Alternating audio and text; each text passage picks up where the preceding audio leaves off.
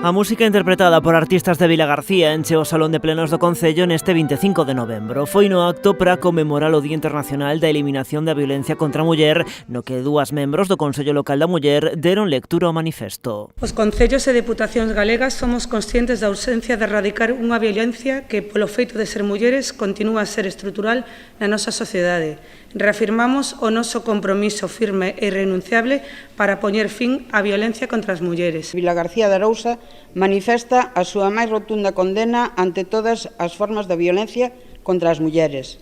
Condenamos cada acto, a cada agresor e tamén a quen nega, minimiza ou xustifica a existencia desta violencia. O manifesto foi elaborado polo Consello Local da Muller e aprobado en pleno por unanimidade. O negacionismo contra as violencias machistas ocupou parte dese texto, unha problemática que tamén fixo referencia a concelleira de Igualdade e voceira do Goberno local. Hai que seguir loitando, sobre todo contra esa onda negacionista que cada vez se está instalando máis no ideario colectivo, sobre todo na mocidade, polo tanto, cada vez máis importante celebrar este día. Ademais, coincidindo co 50 aniversario da fin da ditadura, Tania García tamén quixo convidar a reflexionar sobre o segundo plano que estaba relegada a muller durante o franquismo. Reivindicar, a poñer en valor e, sobre todo, a recordar o papel das mulleres durante o franquismo.